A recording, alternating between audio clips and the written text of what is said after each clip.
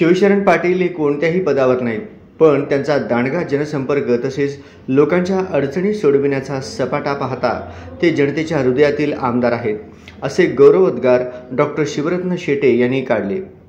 माजी आमदार शिवशरण बिराजदार पाटील यांचा मित्रपरिवार व शिवराज प्रतिष्ठानच्या वतीने वाढदिवसानिमित्त स्नेह मेळाव्यात नागरी सत्कार करण्यात आला.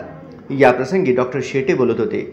या कार्यक्रमात सिद्धेश्वर देवस्थान समितीचे चेअरमन धर्मराज काडादी म्हणाले की शिवशरण पाटील यांचे कार्य म्हणजे धाडसी कार्य असते, म्हणूनच त्यांना ढाण्या वाघ म्हणतात. प्रतिकूल परिस्थिती असताना ही कामे कशी करून घ्यावीत याचे उत्तम उदाहरण म्हणजे शिवशरण अण्णा पाटील होय. माजी आमदार दिलीप माने म्हणाले की शिवशरण अण्णा व मी वेगवेगळ्या राजकीय प्रवाहात असलो तरी त्यांची व माझी नाळ जुळते. 30 वर्षापासून आमचे मित्रत्वाचे संबंध आहेत. आजही अनेक आजी माजी मंत्र्याकडे आदराने स्वागत केले जाते.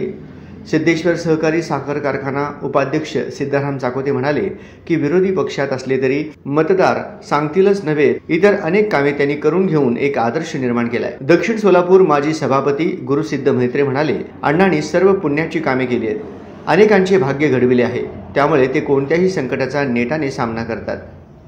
ॲडव्होकेट कोथिंबिरे म्हणाले की शिवशरण अण्णा पाटील हे कोणतेही काम करताना जातपात व काळ वेळ पाहत नाहीत, त्यामुळे आजही लहान ते वृद्ध लोकांमध्ये लोकप्रिय आहेत. सत्काराला उत्तर देताना शिवशरण पाटील म्हणाले की जनता हीच माझी संपत्ती आहे, जनतेचे प्रेम हे माझी ऊर्जा आहे, मी शेवटच्या श्वासापर्यंत जनसेवेसाठी कटिबद्ध आहे असे म्हटले.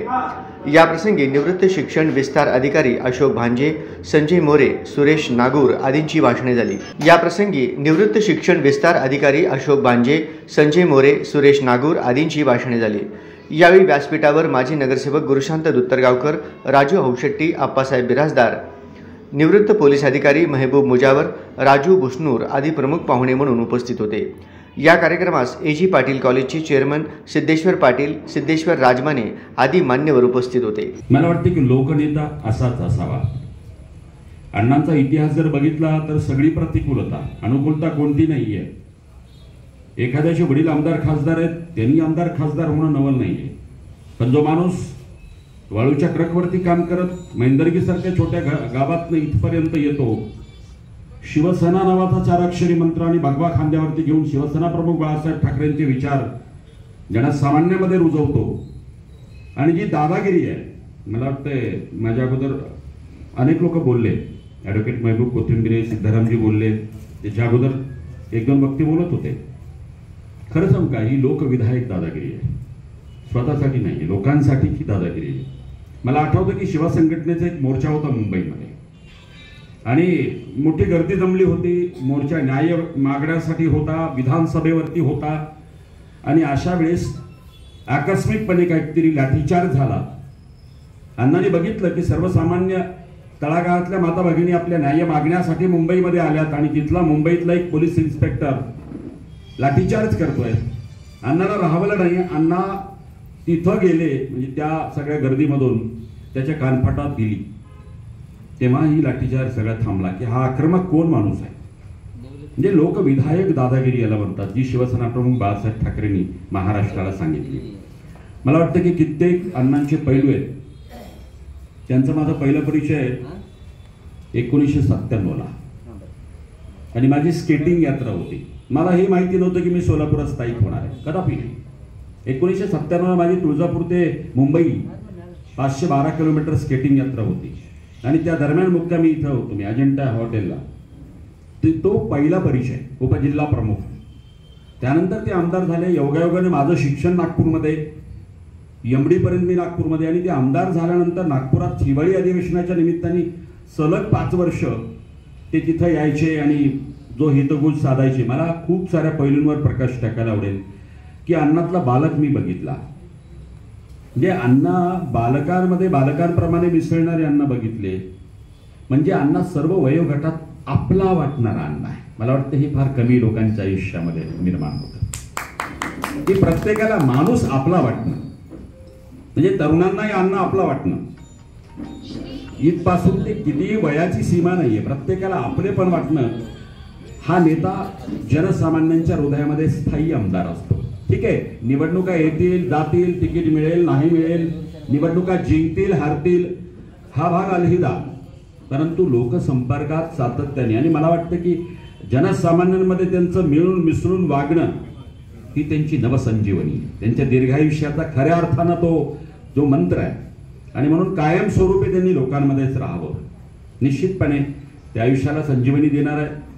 आणि बरेच जणांनी घेऊन जायचं आहे, पण मी त्यासाठी तुम्ही आलात मग तुमच्या मनापासून आभार मानतो. आमच्या भगिनी बहिणी ताई मागे बसल्या, आमच्या भगिनीचा आशीर्वाद मिळून मी आज जिवंत आहे. आता मुजवर साहेब या ठिकाणी, आरोग्य कोथिंबरे साहेब आहेत, तिवारी साहेब आहेत, काळारी साहेब आहेत, सगळी माणसं तुम्ही आहात. हीच बलानी शक्ती महत्वाची आहे.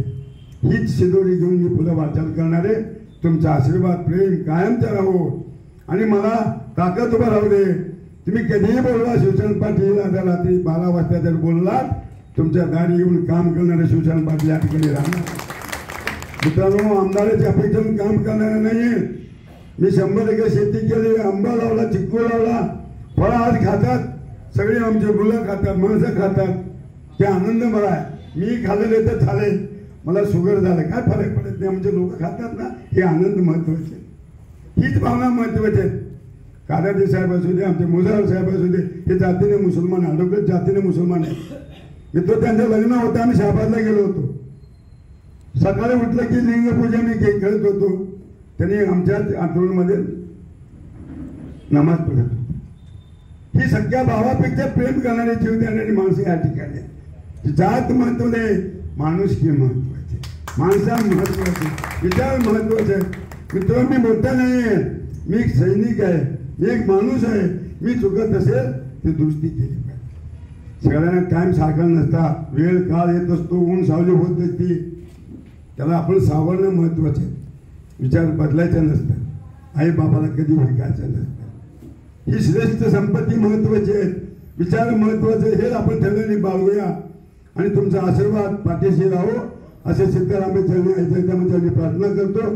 आलेल्या सर्व माझ्या माता पिता बंधू भगिनीचा आशीर्वाद शेवटपर्यंत राहू आणि कधीही आत्माला तुमचा भाऊ, छोटा बंधू, मोठा बंधू, कार्यकर्ता म्हणून सेवा प्रामाणिकपणे जिवंत असेपर्यंत करत राहील, हीच अपेक्षा बाळगतो. तुम्हाला आल्याबद्दल तुमच्या सगळ्यांच्या मनापासून आभार, धन्यवाद. जय हिंद, जय महाराष्ट्र. आता आणि तिसऱ्या वेळी कार्यक्रम असताना अण्णा बोलले की यावेळी आपण थांबायचं आहे आणि आपण जिंकायचं आहे. त्यांना भेटल्यानंतर त्यांच्या बोलण्यातून जो आत्मविश्वास होता आणि त्यांचं जो मिशन आहे, त्यांचं जो विजन आहे, ती क्लॅरिटी होती की त्यांच्या मनामध्ये आपण निवडणुकीला थांबू, आपल्याला तिकीट मिळणार आणि आपण जिंकू, याबद्दल जो आत्मविश्वास होता. आणि ज्यावेळी मी त्यांच्या तिकिटाबद्दल माननीय कामगार मंत्री, त्यावेळेचे पालकमंत्री साबी शेख यांना भेटलो आणि त्यावेळी त्यांच्या प्रतिस्पर्धी म्हणून विष्णू कारंपुरी होते. विष्णू कारंपुरीने सोलापूर याच्यामध्ये